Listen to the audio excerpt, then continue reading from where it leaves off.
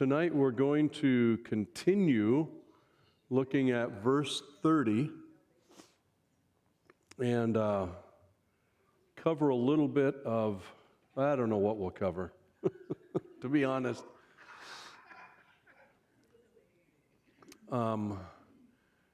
If you recall from a couple weeks ago, we ended with Antiochus Epiphanes having gone back into Egypt for the second time, attacking his two nephews and niece, even though the niece is never mentioned, it's just the two nephews, but it's actually all three of them because they're all co-regents. Plus they're married to each other, so there's that.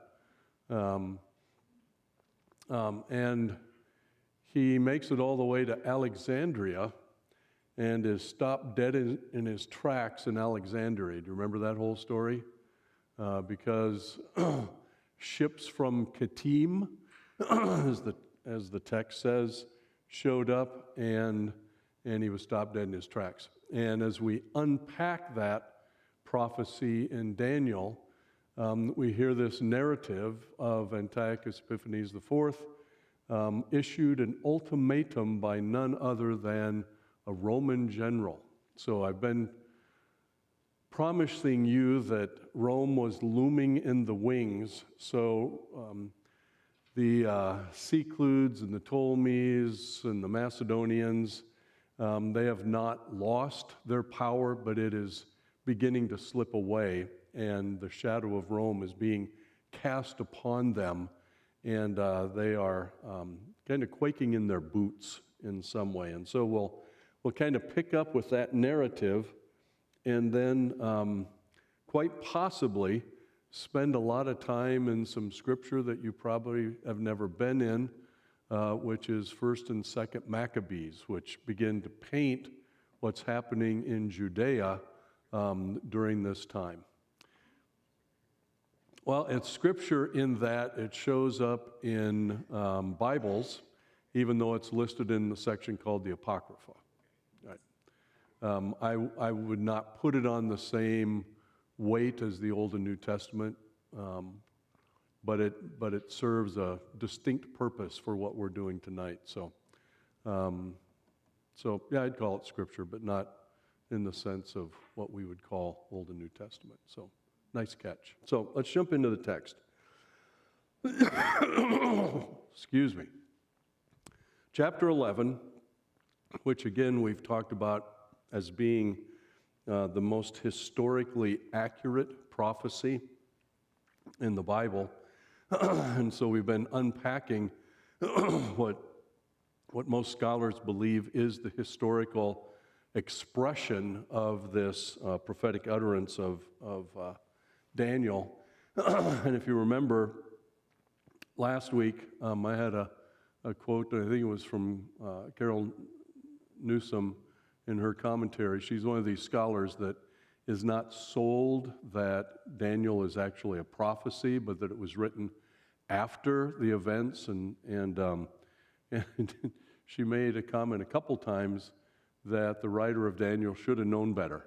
In other words, they didn't get the history exactly right. And I'm like, well, that's because it's a prophecy and not a history. So you're kind of pulling the rug out from underneath your own case. So if Carol, if you're watching, you can rebut me online here. So, verse 30, and some of this, if you got just an ice-sharp memory, is going to sound familiar because I'm backing up a little bit and doing a run at this. But talks about for ships of Kittim. The im in Hebrew is a plural ending, shall come against him, and the him we surmise is Antiochus Epiphanes IV, and he shall be afraid and withdraw, and shall turn back and be enraged, and take action against the Holy Covenant. So whenever the reference is to the Holy Covenant, we're now talking about the people of God. We're talking about events back in Jerusalem, the temple, and God's people. He shall turn back and pay attention to those who forsake the Holy Covenant. And so The reference there is that there are going to be Jews who, out of allegiance to him or out of the lure of Hellenistic ways, forsake the covenant, and they gain an ear from Antiochus Epiphanes IV. So the ships of Kittim, it's interesting phrase when you go into the Hebrew. This is what it says. The word in red there is the word Kittim, trying to decipher what that is. And Kittim referred to the inhabitants of a city called Kition on Cyprus. So right there is Kition in Cyprus, and if you don't know where Cyprus is, that's it, just south of Turkey, which would be Asia Minor back then, which would be just south of what was held by either the Macedonians or the Cyclops. I don't know where their lines would have crossed, but kind of in that region. And so this is the remnants of the ancient city where the Hebraic text says that they came from. So the interesting thing is what the Septuagint says, because you would assume, or at least I would assume, the Septuagint, which is the Greek version of the Old Testament, that it would also talk about ships coming from Kittim. The Septuagint does not say that at all. The Septuagint says something totally different, which is fascinating. It says, and they came, and the word in red there is not Kittim, it is Romanoi. Anybody? Romans, right? So the Romans came. So it doesn't talk about the ships of Kittim, it talks about the Romans came. So you've got this multiple worldwide events, as big as the world was back then, going on that are impacting what is happening down in Alexandria. And Rome basically has got its fingers in just about all of it. So in this region, again, here is, let me get this on. Again, this is Cyprus right down here. Here's Asia Minor. Up in this region, here's Rome over here. And then this is kind of the bridge over to this region of Macedonia. So there's this event happening right here that's impacting everything all the way down to Cyprus and literally all the way down to Egypt. And that is that in 722 BC, Eumenes II of Pergamon, and Pergamon is this area right here. So you've got this king, Eumenes II of Pergamon, fearing the expansion of the Macedonian power. The Macedonians are one of the groups from the breakup of Alexander the Great's empire. We're kind of down to, start out with 5, and we're kind of down to 3. The Macedonians, the Cyclops, and the Ptolemies. The other ones, they just kind of, I think Rome has kind of begun to absorb them because they're a little farther north. So he fears the expansion of the Macedonian power in the Eastern Mediterranean. So he goes to the Roman Senate and gives a speech and accuses Perseus, king of Macedon, son of Philip V, of threatening the stability of the Greek world. So Rome is linking up with the kingdom of Pergamum, which is really small, but is causing all kinds of problems here. Now, the reason this impacts what's going on down in Egypt, if you remember, the Macedonians and the Cyclops became allies and attacked the Ptolemies the first go-around. Now, Macedonians can't do anything because they got all their attention of what's going on with this little upstart Pergamon, but it's not a little upstart because Rome is standing squarely behind them. So there is some intimidation going on. Soon, Rome and Perseus went to war in the Third Macedonian War. We missed the first and the second one, so, what the heck. Although Perseus had some initial success, the war ended with the king's surrender to the Roman general Lucius Aemilius Paulus after his decisive defeat at the Battle of Pydina and his eventual imprisonment in Rome with his half-brother Philippus and son Alexander. So some of the Macedonians' royalty now are in prison up in Rome. If you recall, there are some of the Secludes. Their kids are in prison in Rome. There's some of the Ptolemies that are up in Rome, not necessarily in prison because the Ptolemies are playing nice with Rome. So here's Carol Newsom. Actually, Carol Newsom's commentary, not the actual Carol Newsom.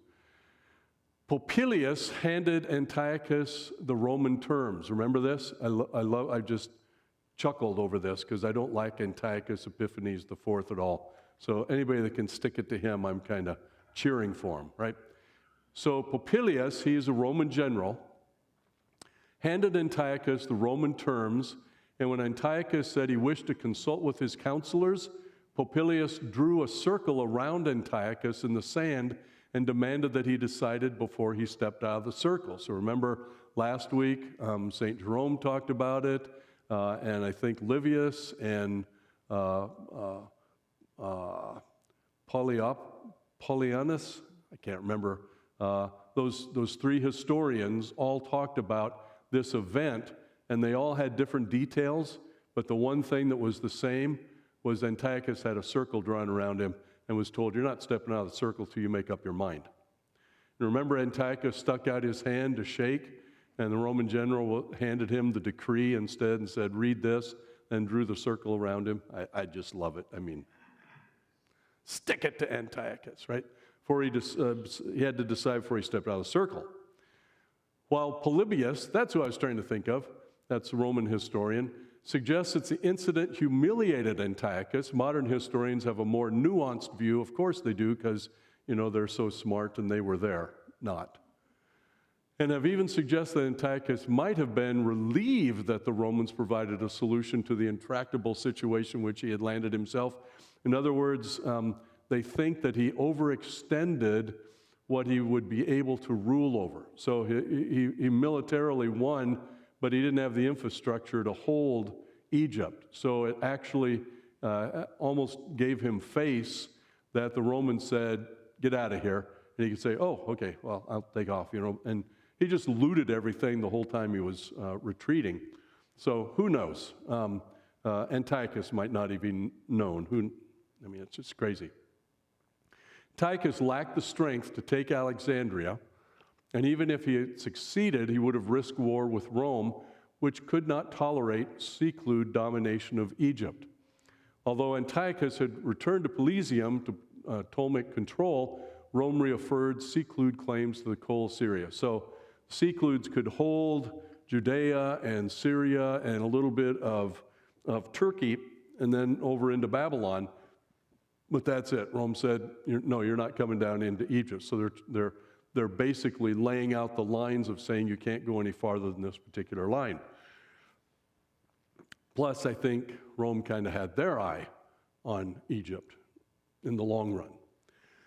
That security, plus the enormous loot taken during the campaign, which Antiochus was allowed to keep, both refreshed his treasury and left the Ptolemaic kingdom impoverished and militarily impotent, which the Romans were probably just fine with.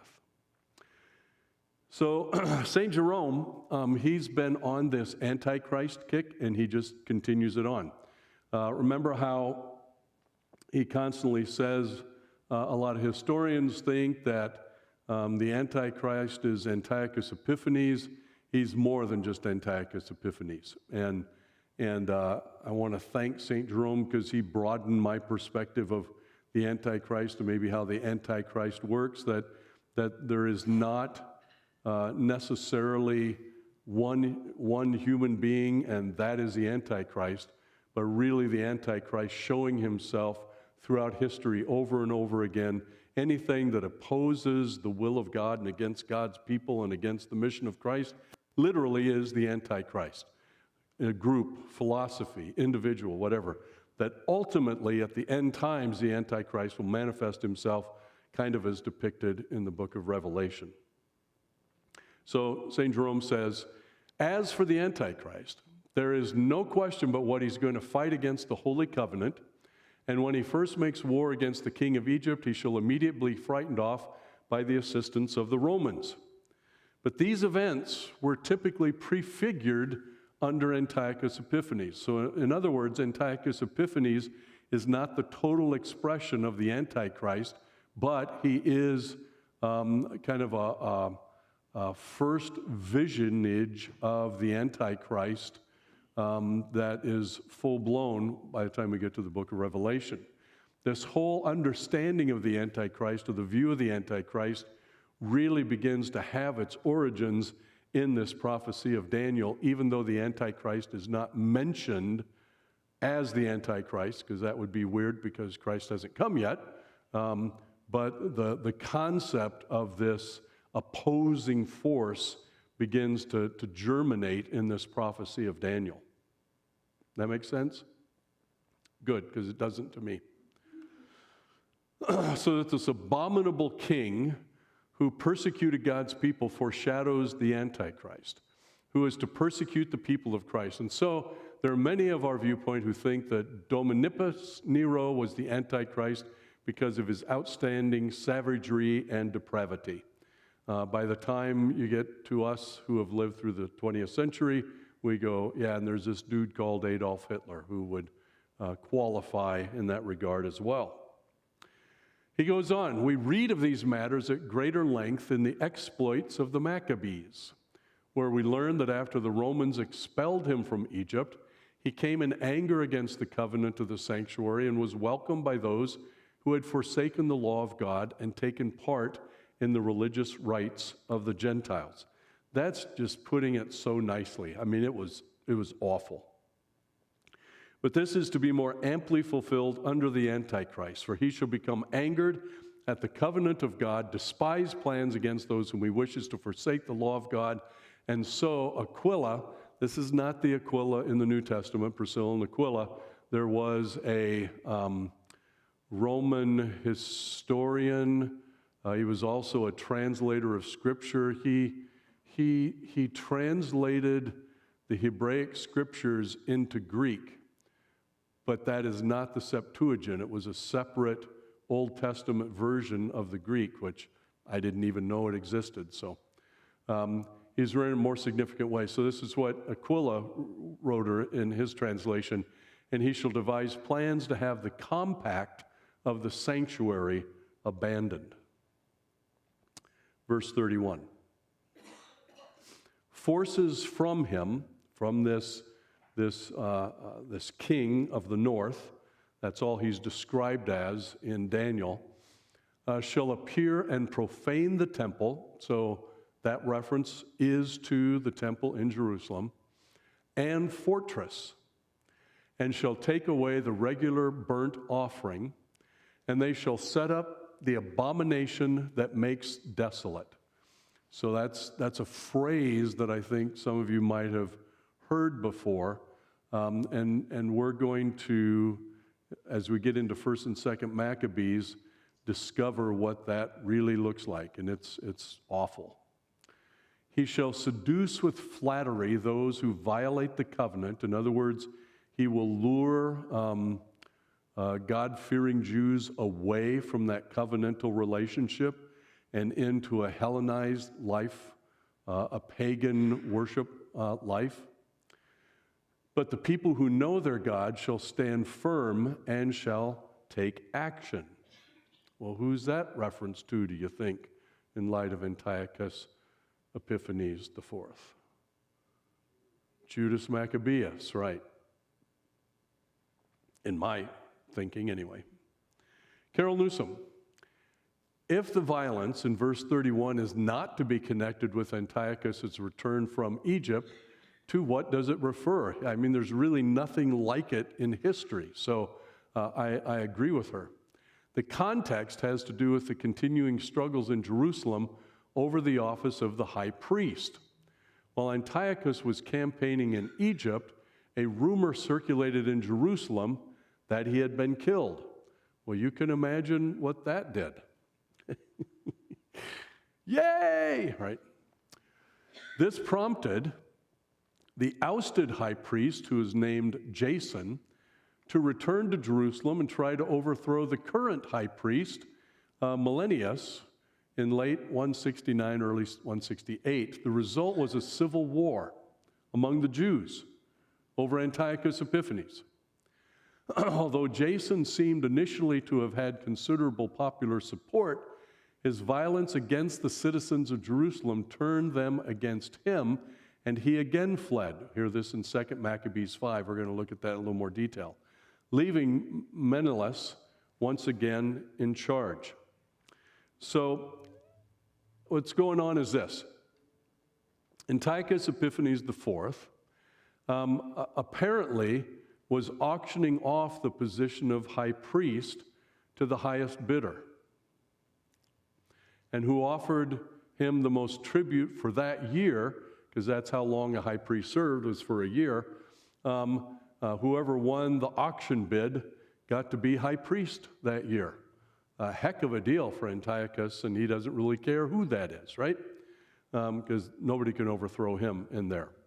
And so every year, this tribute from the temple in Jerusalem was given to the Seclud government.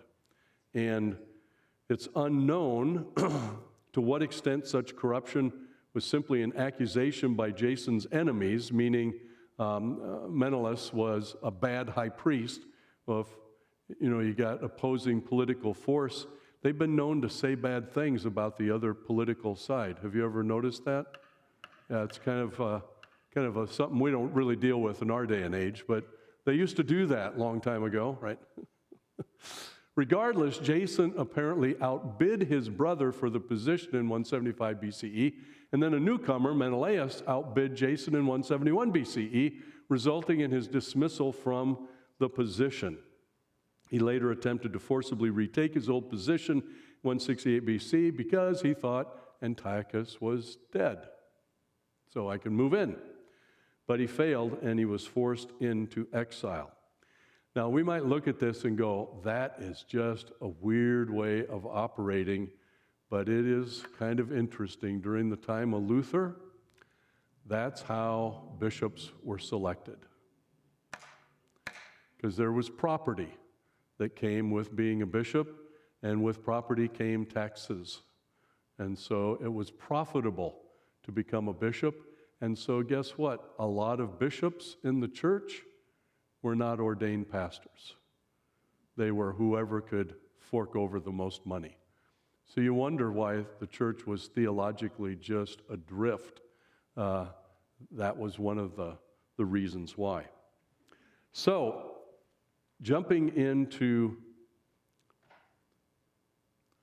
parascriptural references. Gotta keep Charlie happy. No, he's absolutely right. So this is 2nd Maccabees. Now, 1st and 2nd Maccabees are kind of like 1st and 2nd Kings and 1st and 2nd Chronicles. You hear the same stories, and you swear like, oh, I've heard this before. You have, but you haven't, because it's a little bit different source. Yeah, Norm. You can sure correct me if I'm wrong, but I thought I read that that's where, with the Maccabees, the high priests were no longer from the lineage of Aaron. And that's what created the real problem in the Jewish faith, because they no longer had a leadership that was... You're absolutely correct. Yep. And there was such a drifting. I mean, what you hear going on at the temple, and we're going to get into that as we get into some of this Maccabees stuff. What you're going to hear going on in the temple sounds almost like what was going on with the kings of Israel, where each one of them, it said, and he did evil in the eyes of the Lord. And some of the depictions of what was happening around the temple, in the temple, near the temple was just beyond pale, this is right up there, or possibly even worse. Yeah. Since this would have all been before Jesus' time, were the high priests in his time also the highest bidders, or were they truly ordained clergy? By the time of Jesus, I think you've got some of the religious lineage and genealogy restored. However, there was a lot of sucking up to Rome that still had to happen in order to try to keep the peace.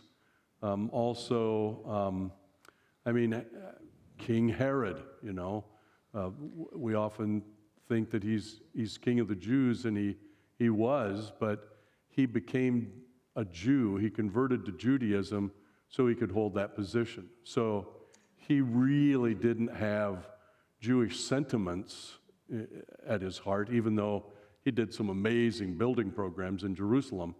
I would be hard-pressed to say he was a God-fearing Jew. He was a Jew in name only so he could garner that position. And he got that position by appealing to Rome. I mean, Caesar appointed who the local territorial people were. And so when the high priest, the Pharisees, pushed Jesus on that whole coinage thing about, what do you do with this coin? Do you pay tribute to Rome? Because they thought they had him. Because if he said yes, his own people would turn on him. If he said no, then they could turn the Romans on him. So it was a losing proposition. So Jesus' response was brilliant, where he said, whose image is on that coin? Well, it's Caesar. Well, then give it to Caesar, because he's got his image on it. But then render to God what's God's. Well, what's that? Oh, just everything, right? And so they were like, they couldn't accuse him of treason against Rome because he said, no, give it to Caesar. Nor could they get him because that he had turned against his home people, because he said, honor God with everything that is due God. So, it was a brilliant thing. Yeah. Learned historical, I may be wrong, but the reason why the Roman Empire moved into Alexandria, the primary reason was for the wheat, for the grain, because they were starving. The city of Rome was starving, and Rome had been trading with Egypt for grain for a long period of time. And when the grain supply started dwindling, the Roman emperors decided they were going to go down and take over the grain. And that's why they went there first, to get that. Another little historical thought, or a fact, maybe it's a fact that I just learned this last week, which interests me, was the fact that they have found swords from the Greek period, okay? And this is in an archaeological digest. I think it was in France, they determined that those swords were made of steel. And that the Greeks had learned how to take iron, add the alloy they needed to make steel, and that's why they had a superior weapon to anything else in the area. What I've not learned is, did the Romans also gain that knowledge? And I bet they did. Probably. Interesting. Yeah, well, that would make sense. And if you need grain supply, you want to keep the Secludes out of there, and you want to keep the Ptolemies weak and depending on you. So, and they had a perfect scenario with that. So that makes perfect sense. All right, 2 Maccabees. This is about Jason. He's one of the high priests that's trying to regain control. And when we think of the high priest, we tend to think of them just carrying out religious duties in the temple. Well, you're going to be able to see he had far more power than just that, okay? So keep in mind, there was no king of Israel at that time. You had Antiochus Epiphanes. So who's your dude in charge? It's the high priest. He's like the religious and the political leader of the people. So that's why it was such a big deal to be in that position. So Jason kept relentlessly slaughtering his fellow citizens. So this is other Jews, not realizing that success at the cost of one's kindred is the greatest misfortune. You know what that means? You try to slaughter your own people to get rid of your political enemies, but that rises up to bite you because people see you as the enemy. But imagining that he was setting up trophies of victory over enemies and not over fellow countrymen, okay? He did not gain control of the government, however, and in the end, God only disgraced from his conspiracy and fled again into the country of the Ammonites. So the Ammonites would be modern-day Ammon, so he went east in what we would call now modern-day Jordan, and he is fleeing his homeland because he's been slaughtering his own people, trying to gain control. Finally, he met a miserable end. Accused before Aretias, the ruler of the Arabs, fleeing from city to city, pursued by all men, hated as a rebel against the laws, abhorred as the executioner of his country and his fellow citizens, he was cast ashore. Look at where he ends up, in Egypt. And he who had driven away many from their own country into exile died in exile. Having embarked to go to the Laodiceans in hope of finding protection because of their kinship, he who had cast out many to lie unburied had no one to mourn for him. He had no funeral of any sort, no place in the tomb of his fathers. Now again, this is from the perspective of the Maccabees, who don't like him at all, right? So it's probably painted with a little heavy-handed brush, but it sounds like he was a bad dude anyway. Carol Newsom. The events to which verse 31 refer appear to be the mission of the Seclude official Apollonius, the Misarch. We're going to read this section here next, who arrived in Jerusalem with a substantial body of troops, likely in the summer of 167. Why Seclude troops were sent to Jerusalem at this time remains a matter of dispute, but there is no direct evidence of continuing revolt, but this remains a possibility. So basically, she says, we have no idea why this guy went down there, but the books of Maccabees clearly point that he did. So here is 1 Maccabees. 2 years later, the king, this would be Antiochus Epiphanes IV, sent to the cities of Judah a chief collector of tribute, and he came to Jerusalem with a large force. So imagine the IRS showing up at your house with the FBI and the National Guard and CIA and Homeland Security, and they're coming to collect taxes. They're probably going to get their taxes, if you got it right. So Antiochus sent Apollonius, the captain of the Mysians, with an army of 22,000. That's a pretty good-sized army to go collect taxes. And commanded them, here we go, to slay all the grown men, to sell the women and the boys as slaves. So they went to collect taxes, but they certainly began to do more than just that.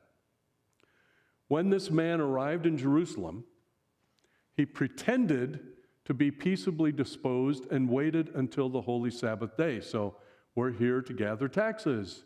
Yippee, yippee, yippee.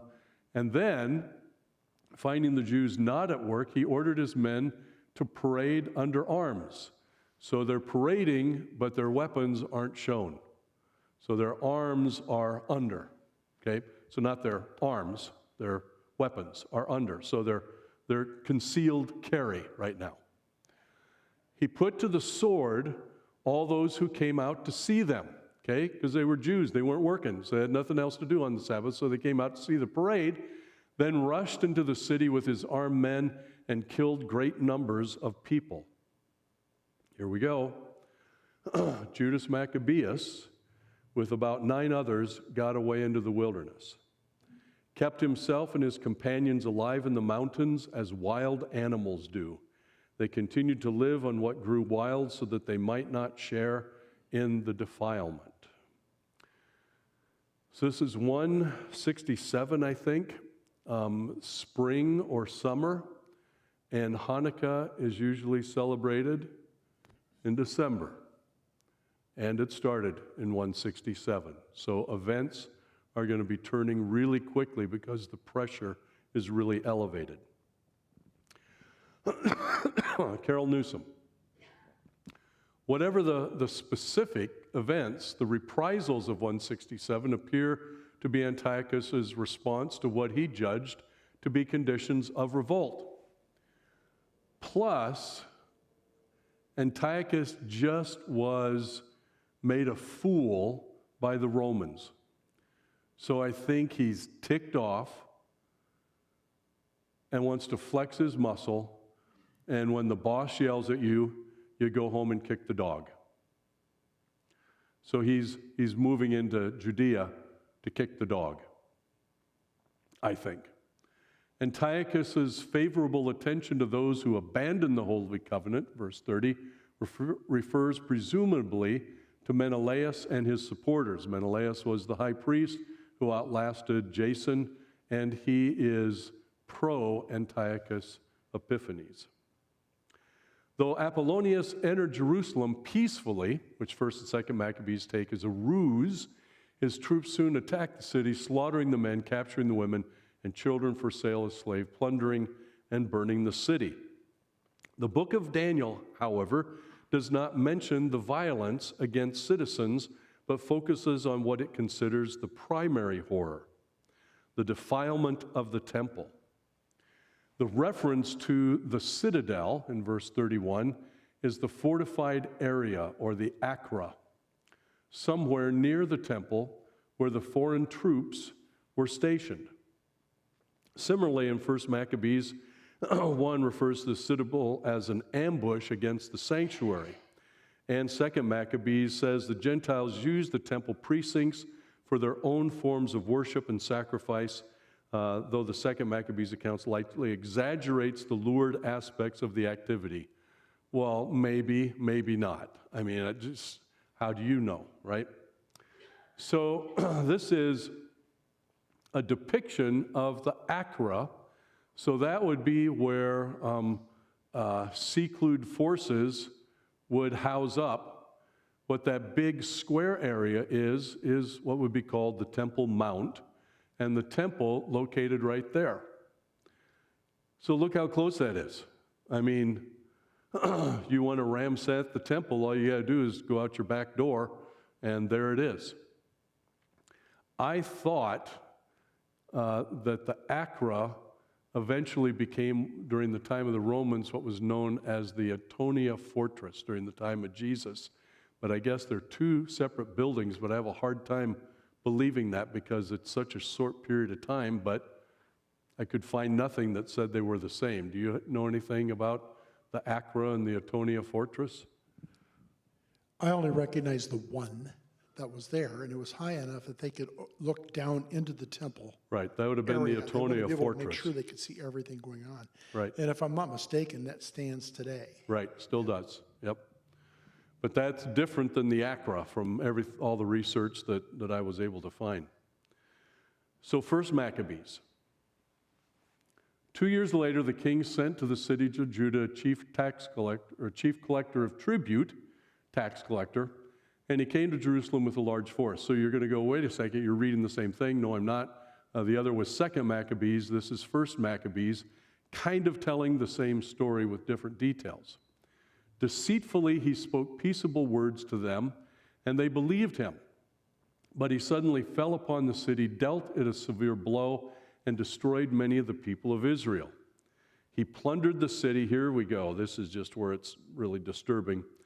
Burned it with fire, tore down its houses and surrounding walls, took captive the women, the children, seized the cattle. Then they fortified the city of David with great strong walls, strong towers, and it became their citadel. They stationed there a sinful people, lawless men. These strengthened their position. They stored up arms and food, collecting the spoils of Jerusalem. They stored them there. It became a great snare. It became an ambush against the sanctuary, an evil adversary of Israel continually. Well, if it's located right next to the Temple Mount, of course it's going to be a continual attack. On every side of the sanctuary, they shed innocent blood. They even defiled the sanctuary. Because of them, the residents of Jerusalem fled. She became a dwelling of strangers. So the she refers back to Jerusalem. And in English we go, well, why are they calling the city a she? It's not a female. Well, it's because of grammar. The city is in the female gender in language, not sexual gender as we can only think of in this crazy day and age that we live in right now. And so that's why the reference is to she. Because of them, the residents of Jerusalem fled. She became a dwelling of strangers. She became strange to her offspring, and her children forsook her. So things changed in Jerusalem so quickly, it didn't even look like anything that anybody recognized. Her sanctuary became desolate as a desert. Her feasts were turned into mourning, her Sabbaths into a reproach, her honor into contempt. Her dishonor now grew as great as her glory. Her exaltation was turned into mourning. Then shifting to 2 Maccabees. Not long after this, the king sent an Athenian senator to compel the Jews to forsake the laws of their fathers, to cease to live by the laws of God, and also to pollute the temple in Jerusalem and call it the temple of Olympian Zeus. So they removed God from the temple and were sacrificing to Zeus in that same spot. Call the one in Gerizim the temple of Zeus, the friend of strangers. So not just one temple, but the one up north as well. The temple of Zeus, a friend of strangers, as did the people who dwelt in that place. So those people are the future Samaritans that worship on Mount Gerizim. So Antiochus was even attacking their location. Harsh and utterly grievous was the onslaught of evil. For the temple was filled with debauchery and reveling by the Gentiles, who dallied with harlots, which I thought, what does dallying with harlots mean? It meant they spent a lot of slow, enjoyable time with harlots. So I'm so glad this is online and people can watch this. Yeah, thank you, Mark. I'll talk with you as soon as we're done with the webcast. Had intercourse with women within the sacred precincts, so right there in the temple. And besides, brought in things for sacrifice that were unfit. The altar was covered with abominable offerings which were forbidden by the laws. A man could neither keep the Sabbath, nor observe feasts of his father, nor so much as confess himself to be a Jew. The desolating abomination, Carol Newsom says, refers to a pagan altar that was apparently erected on top of the altar of burnt offerings, thus making it impossible to conduct the daily burnt offerings according to the law. The Maccabees are up in the mountains watching. Yeah. My note said that Epiphanes, when he attacked Jerusalem, he killed roughly 80,000 Jews, took 40,000 as prisoners, sold about another 40,000 as slaves, and when he plundered the temple, he robbed of approximately $1 billion in today's standards. Wow. Well, how much population could even be left after those kind of numbers? Yeah. Gutted it. Yep. So during the intertestamental time, Testamental time, there was no kings, there was no army. The chief priests were in charge of everything, kind of like back in the judges' day. Right, except they were under the hoof and the boot of the Sikluds or the Ptolemies, whoever happened to be in power in that region. So they really did not have any national identity really at all. And whatever religious identity they had, that's being destroyed now as well. Economically, politically, religiously, I mean, they're destroying it all. Yep. Where is it, excuse me, where is it that we, I believe, find something about the remnant of the Jews? Is that in Scripture or is that in commentary? Are you talking about the 10 lost tribes? No, I'm talking about the idea that there's always a remnant of the Jews Oh. throughout history. So we see this desecration here, and as you said, how many could remain?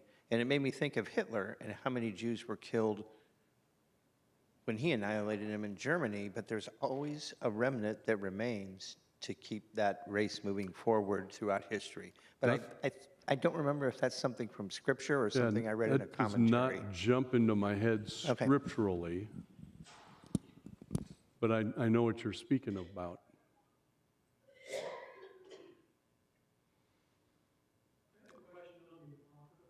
Yeah.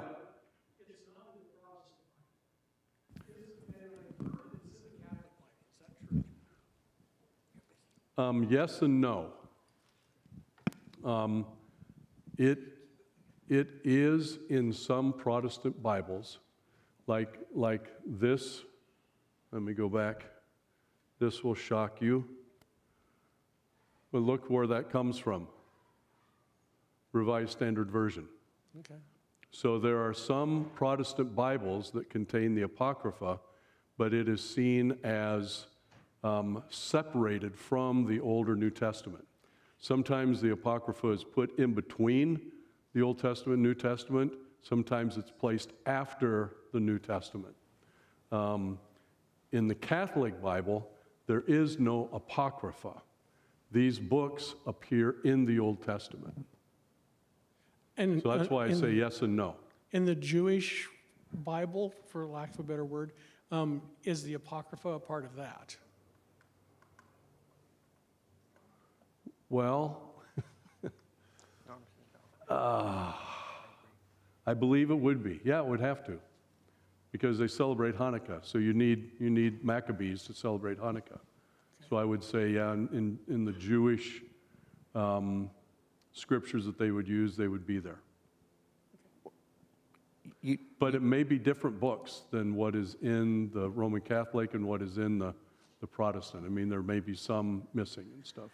You don't need the writing of Maccabees to celebrate Hanukkah. You need the events that the writing referred to celebrate Hanukkah. You need Do you? First and Second Maccabees would be what you would read to celebrate Hanukkah. Okay. There'd be no other biblical references Gotcha. that would All right. would take you to Hanukkah.